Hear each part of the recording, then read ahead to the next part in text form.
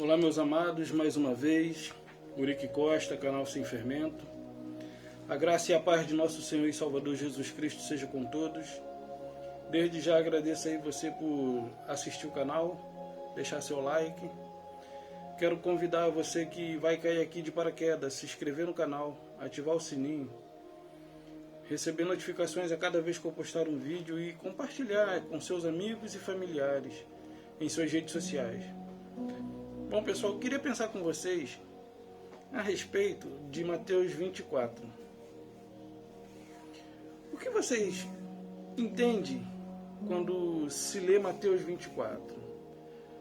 Alguns consideram Mateus 24 como um mini apocalipse. Será que isso é de fato uma realidade? Ou será que isso é uma manobra do sistema para fazer com que vocês se tornem vítimas e continuem ali contribuindo com as ações daqueles que a idealizaram, as determinadas regras? O sistema, ele depende de dinheiro, de economias, de receita. Se não houver dinheiro, o sistema ele sucumbe. Mas sem mais demora, sem ataques pessoais, vamos ver o que a Bíblia fala a respeito de Mateus 24, porque eu ouvi uma pessoa comentar que algumas coisas se cumpriram e ainda outras se cumprirão. E que Jesus disse que aqui não ficaria pedra sobre pedra. Será que Jesus estava se referindo a uma profecia longínqua? Ou será que ele se referia a uma profecia que aconteceria dentro de pouco tempo? Que faz sentido eu falar para uma criança que nasceu hoje, quando você tiver velho,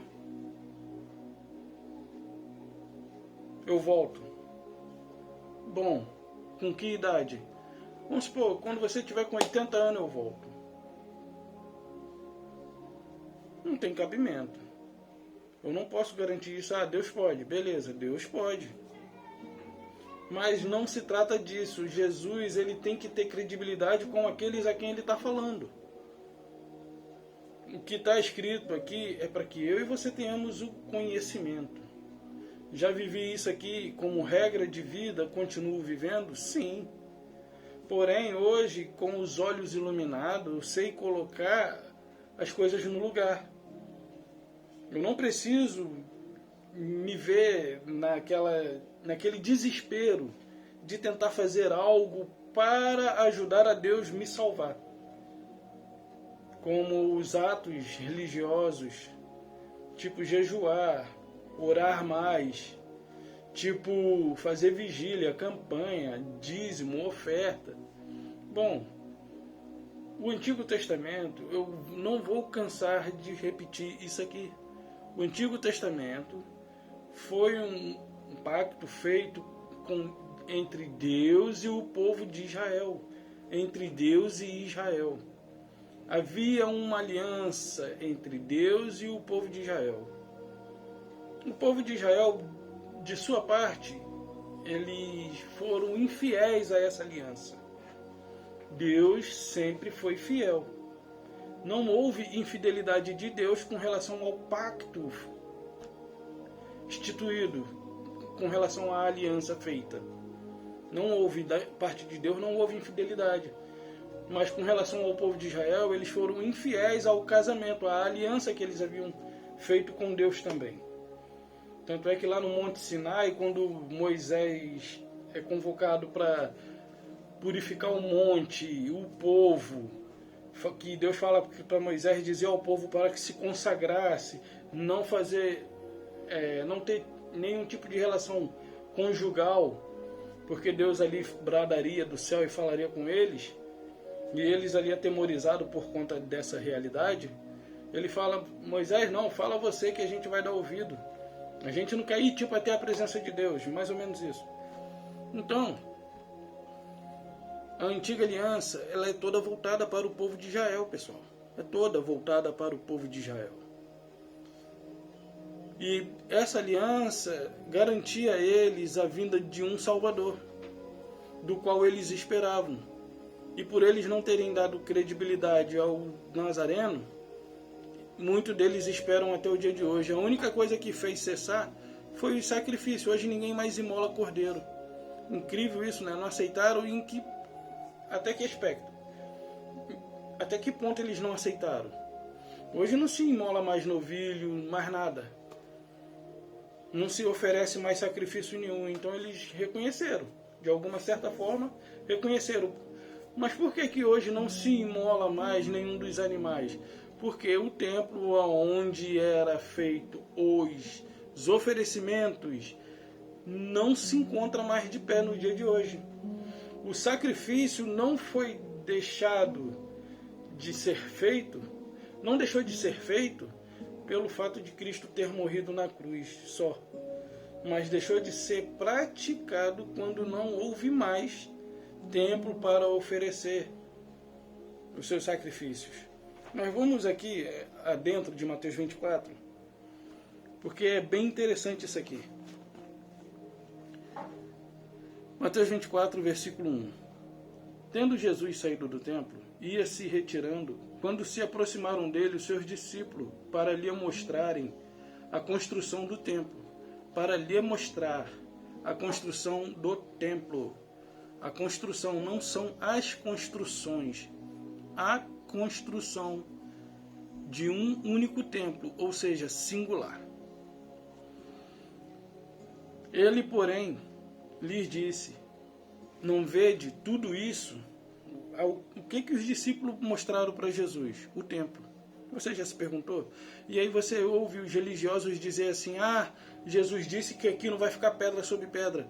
Ele não está se referindo ao futuro em que nós hoje vivemos. O presente, no caso, né? Lá era futuro, hoje é o nosso presente. Ele não está se referindo ao nosso presente. Ele está se referindo ao presente em que ele viveu, juntamente com seus discípulos. Ele, porém, lhes disse: não vede tudo isto? Em verdade vos digo, não ficará aqui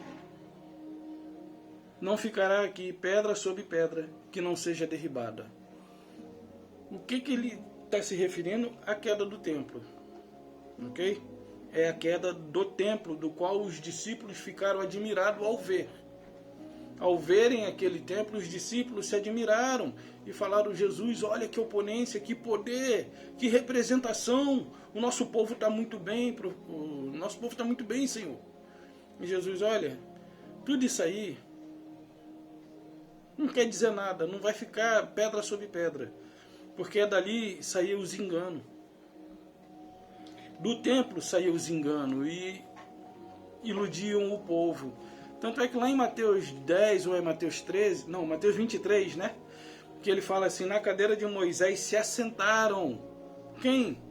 É o pré-contexto disso aqui. Mateus 23 é o pré-contexto de Mateus 24. Deixa eu ver se é Mateus 23 mesmo, que ele diz: na cadeira de Moisés. Então Jesus falou à multidão, aos seus discípulos, na cadeira de Moisés, Mateus 23. Se assentaram, ou seja, eles tomaram a frente, assumiram as rédeas e começaram a direcionar os passos dos povos. É, do povo. Não é dos povos, porque não são de outras nações, mas a única e exclusiva nação de Israel. Aí ele diz assim, Mateus 24, versículo 4. Ele não ficará aqui pedra sobre pedra que não seja derribada.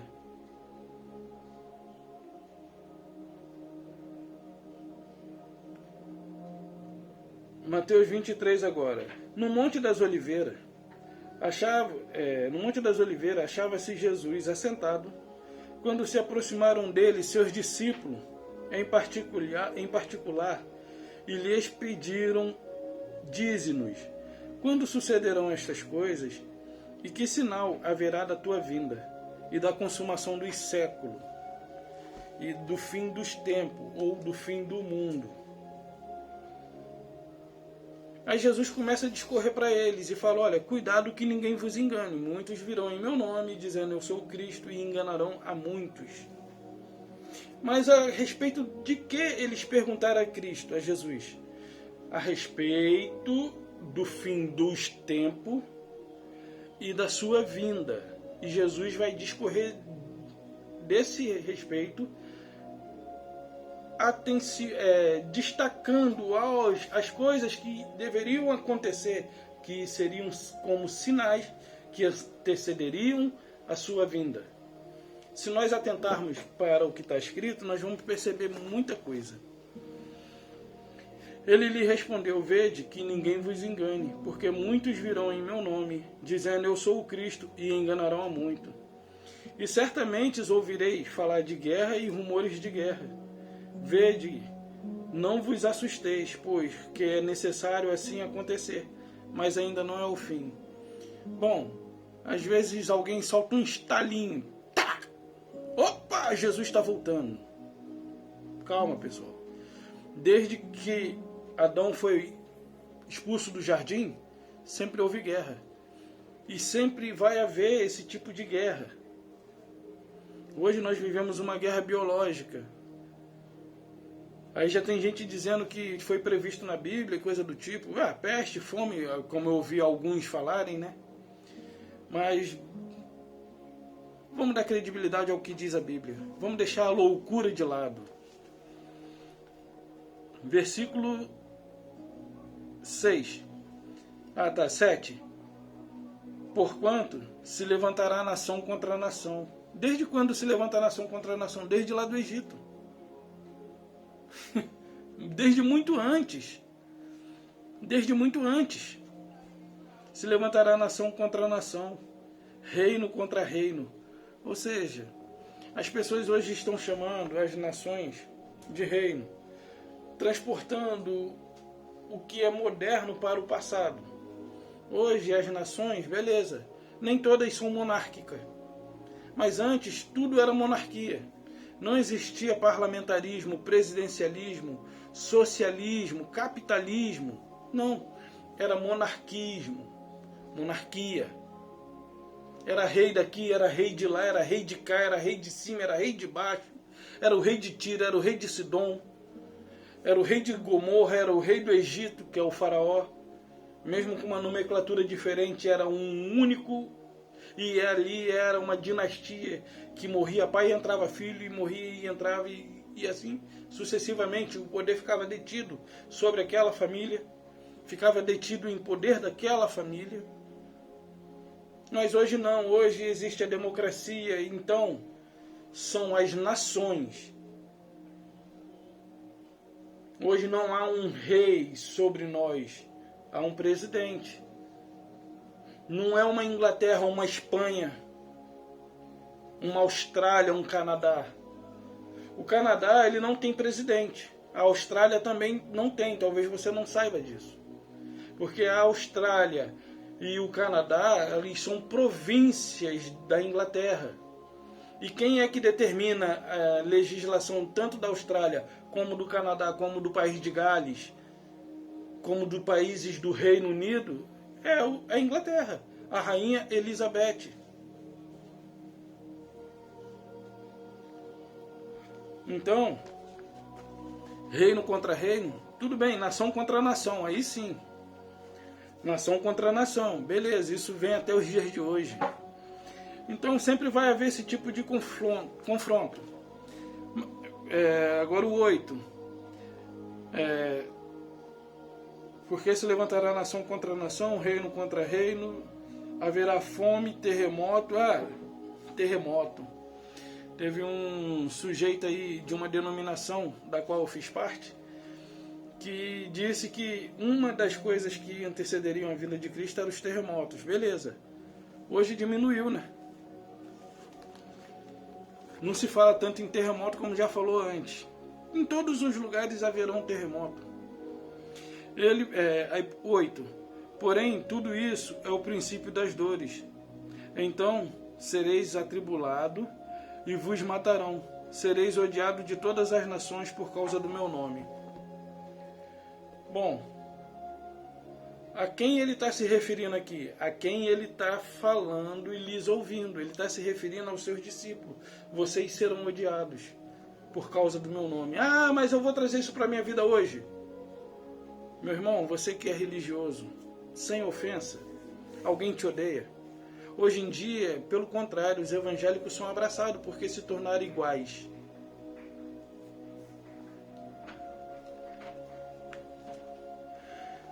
Alguém odeia você? Não, a gente vê que se tornou uma moda. Virou modismo.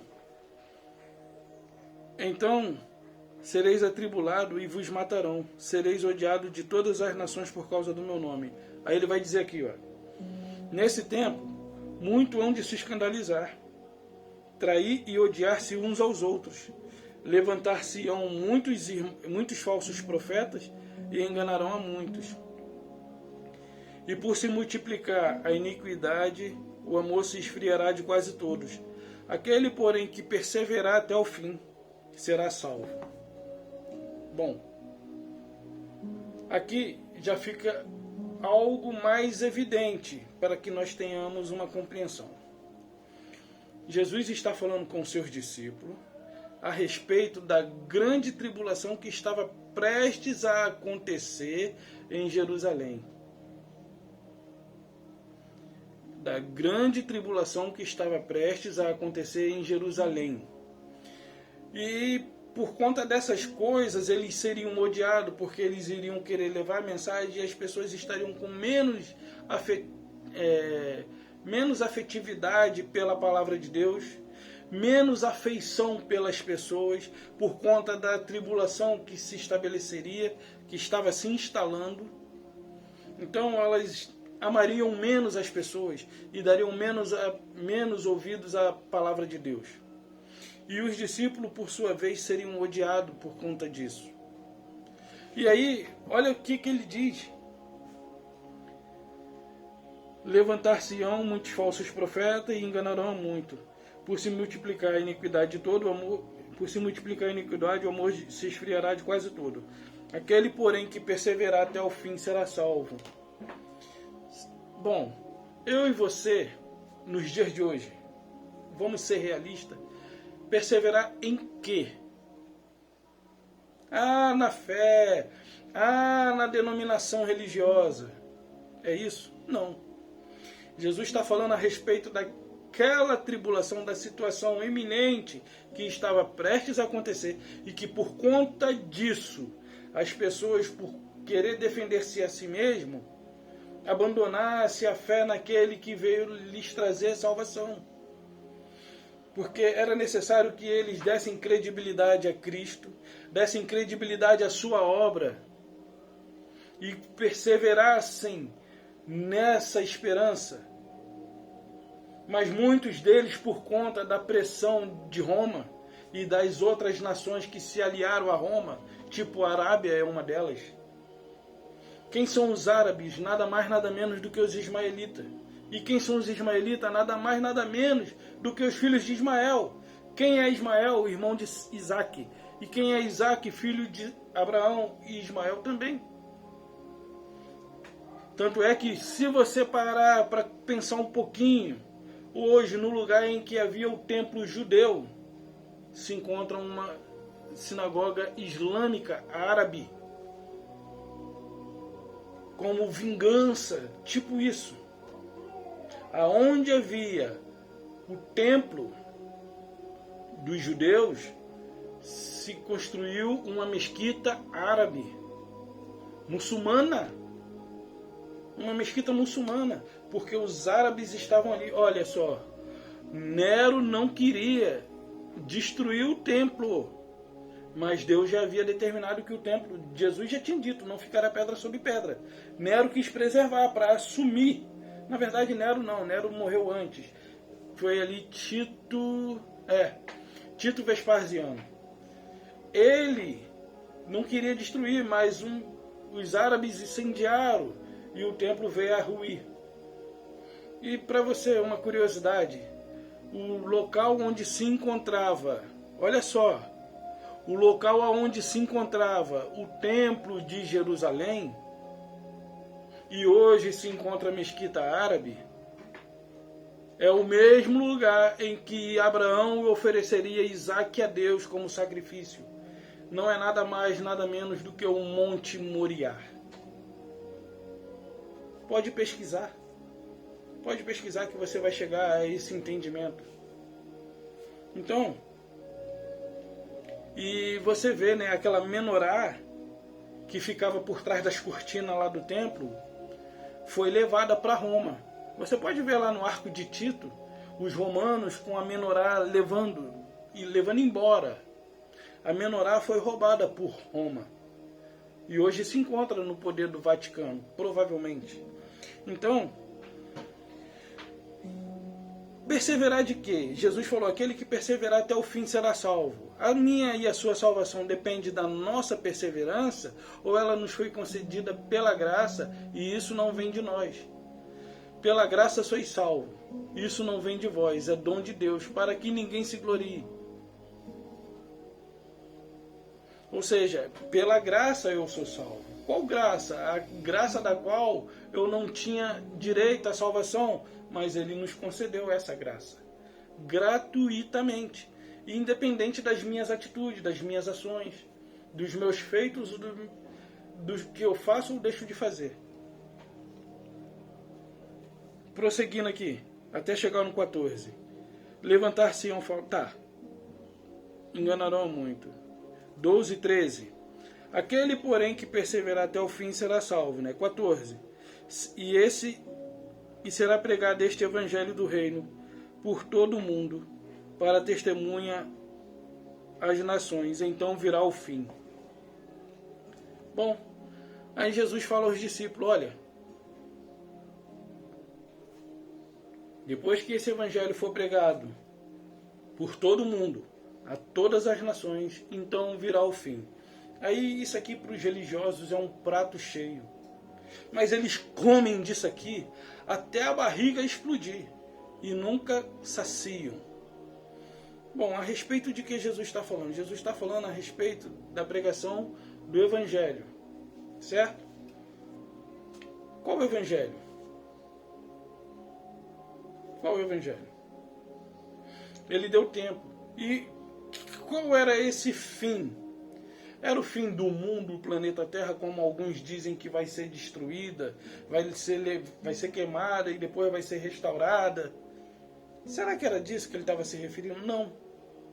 Ele está se falando aqui do fim de um pacto, do fim de uma aliança para a inauguração de uma outra.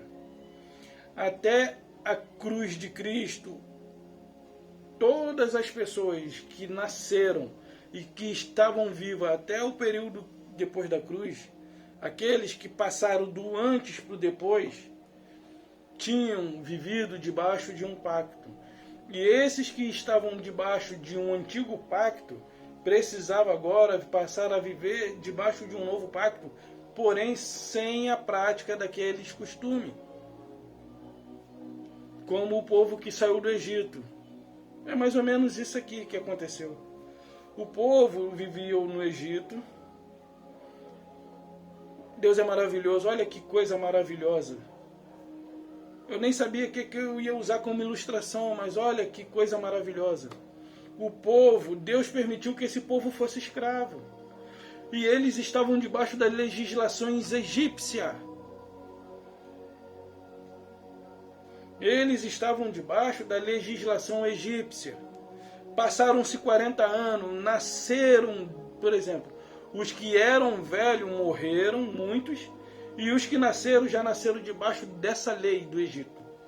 Deus levanta Moisés para trazer esse povo à liberdade. E agora esse povo está em liberdade, mas cheio da influência da lei egípcia. Tanto é que chega no deserto, eles começam a murmurar, a questionar, porque as coisas, por mais duras que fossem lá no Egito, eles já estavam acostumados. E agora esse povo está livre para adorar a Deus, livre para celebrar uma festa. Da mesma forma era o povo que viveu antes da cruz de Cristo. Eles já não viviam mais na legislação egípcia, mas agora eles estavam debaixo de uma outra lei. E essa lei era necessária eles observar. Eles tinham, assim como foi na Babilônia, na Síria e assim sucessivamente. Então, o povo vivia debaixo de um certo regime e agora Deus envia seu Filho e estabelece um novo regime. Porém, tira desse povo a prática do antigo regime. Não é tão simples assim. Então eles continuaram, mesmo depois da cruz de Cristo, com as mesmas práticas. Assim como o povo que vivia no Egito e foi levado ao deserto para celebrar o Senhor, o que eles fizeram? Bezerro de ouro. Fizeram bezerro de ouro. Mas porque Deus pediu? Não. Fizeram bezerro de ouro. Então esse povo tinha que passar a viver uma nova experiência agora, não mais dependendo da primeira, mas confiando plenamente na que foi estabelecida por meio da crucificação de Cristo. Por isso, quando Cristo morre na cruz, mesmo ele havendo ressuscitado, a prática dos antigos hábitos continuaram e só deixaram de ser praticada quando de fato o templo de Jerusalém ruiu e que não ficou pedra sobre pedra.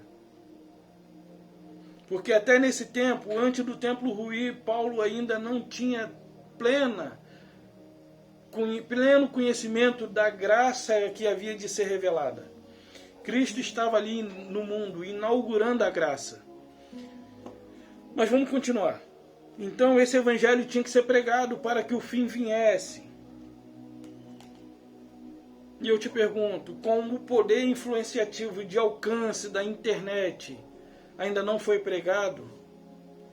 Na verdade, eu vou te dar 2 versículos aqui que para mim já é o suficiente. Eu não sei se você se contenta com isso ou se você continua enfeitando, procurando um chifre em ovo, pelo em ovo. Vamos lá em Romanos 10. Eu vou ler apenas 2 versículos. Quer dizer, 2 passagens, né? Romanos 10 e depois Colossenses.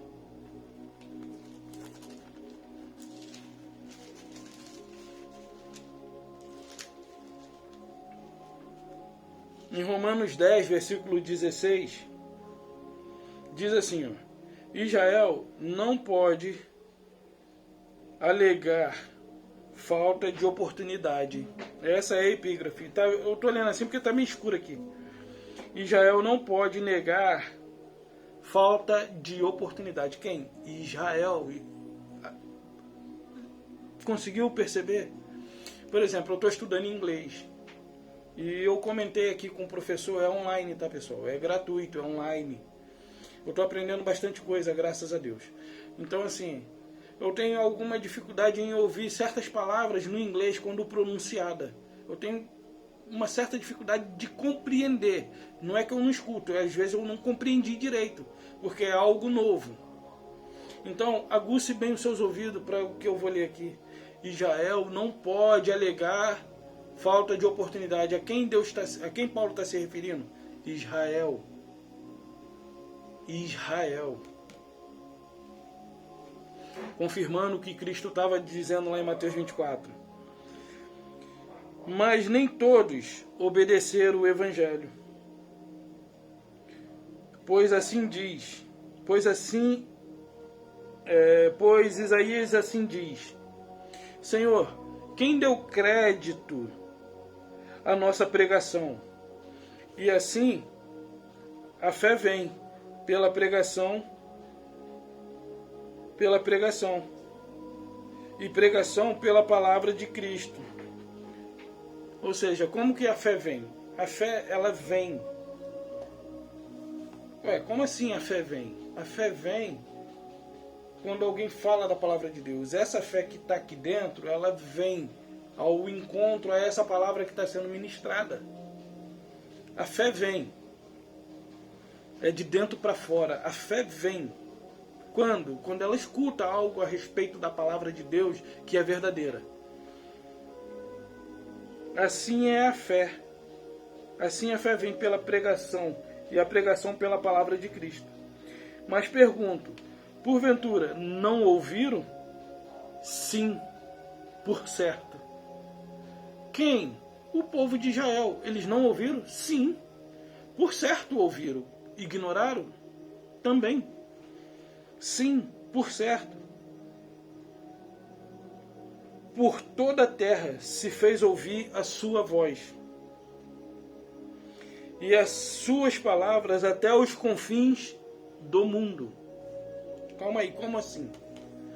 Jesus tinha dito que o Evangelho viria, que o fim viria após o Evangelho ter alcançado todas as nações, os confins do mundo.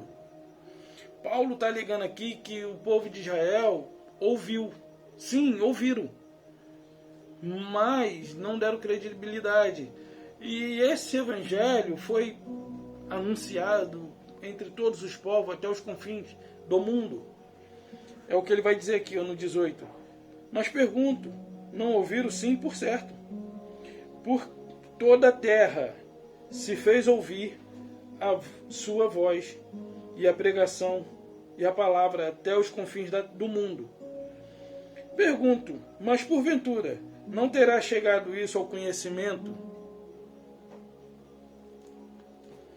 Mas pergunto, porventura não terá chegado isso até o conhecimento de Israel?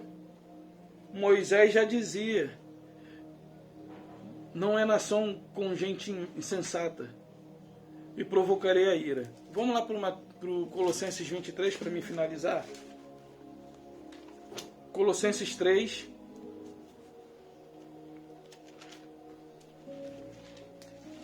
Hoje eu quero ser bem breve, já estou aqui em meia hora.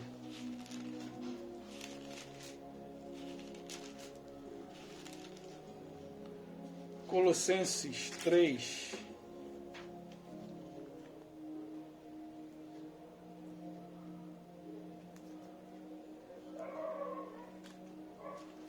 Colossenses 1, 23, eu acho.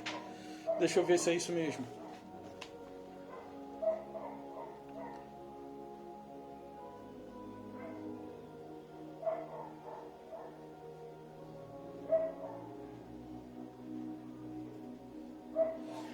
Colossenses 1, 23. Vou pegar o 22. Agora, porém, nos reconciliou. Agora, porém, vos reconciliou no corpo da sua carne, mediante a sua morte, para apresentar-vos perante ele, santo, inculpáveis e irrepreensíveis. Se é que permaneceis na fé, alicerçados e firmes, não vos deixando afastar da esperança do Evangelho que ouviste e foi pregado por toda criatura debaixo do céu, do qual eu, Paulo, sou ministro. Bom, Jesus disse que o fim viria quando o Evangelho fosse pregado a toda criatura debaixo do céu, a todas as nações. Paulo disse que para Israel não há lamento, pois eles ouviram. E fora de Israel também ouviram.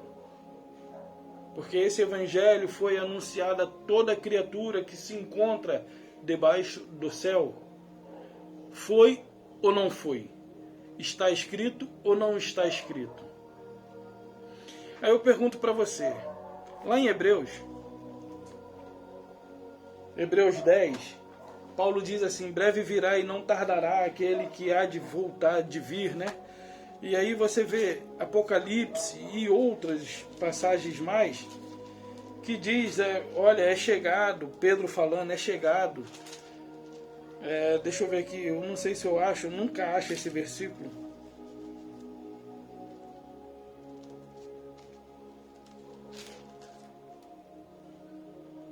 E achei, Hebreus 1. Havendo Deus outrora falado muitas vezes e de muitas maneiras aos pais pelos profetas, olha só, Paulo está se referindo às pessoas ali de sua época. Ele está se referindo por quê? Porque aquelas pessoas viveram um momento e agora estão vivendo outro. Ok? E aí Paulo está relatando, olha, havendo Deus falado aos pais pelos profetas, aqui ó, havendo Deus outrora falado muitas vezes e de muitas maneiras aos pais pelos profetas, nestes últimos dias. Quem? Últimos o quê? Pessoal, últimos dias. Últimos dias era o que eles estavam vivendo. E Paulo achou que ele veria a destruição, a vinda de Cristo. A vinda de Cristo nada mais é do que a destruição do templo. É quando Jerusalém é sitiada de exército. E ali Deus estabelece a sua ira, ali Deus derrama a sua ira, sua vingança. A vingança que lhe pertencia foi concretizada no ano 70 com a queda do templo. E assim, aí Paulo fala aqui, ó, nestes últimos dias nos falou pelo Filho, a quem constituiu o herdeiro de todas as coisas, pelo qual também fez o universo. Hebreus 10, 37. Porque ainda dentro de pouco tempo, aquele que vem virá, e não tardará. Pedro, 2 Pedro 4,17. Deixa eu ver se é 2 Pedro. É 1 Pedro 4,17, aliás. 1 Pedro, olha o que ele diz. Olha o que Pedro diz. Porque a ocasião de começar o juízo pela casa de Deus é chegada, não é chegará, não. Chegou. É chegada. Apocalipse, João. Revelação de Apocalipse, né, no caso.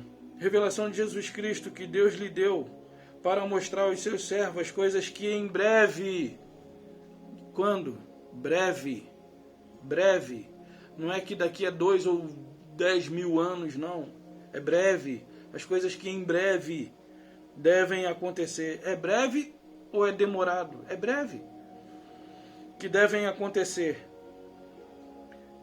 Aí o versículo 3 assim: bem-aventurado aquele que lê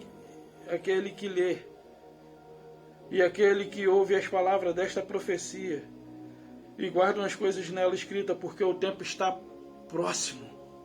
Está próximo de quem está escrevendo. Não está próximo de mim hoje, nem de você. Está próximo de quem viveu esse período. E hoje eu e você vivemos um período muito além disso. Hoje eu e você vivemos no período da graça. O período da nova aliança. E na nova aliança nós somos comprado, remido, lavado pelo sangue de Cristo. Então, meus amados, eu quero que vocês reflitam sobre isso. E olha que Tiago também diz. Tiago, eu lembrei aqui agora, não sei se eu vou achar, porque eu sou meio difícil de achar pra caramba. Mas vamos ver o que Tiago diz.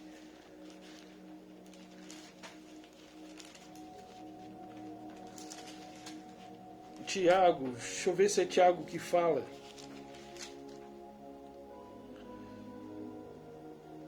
Que ele diz assim, para que eles tenham paciência.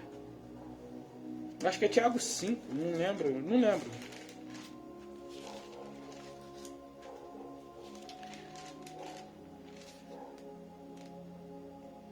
Ele fala para que eles sejam pacientes, porque o tempo está próximo. Eu não estou lembrado aqui, mas Tiago menciona. E para finalizar mesmo, para finalizar,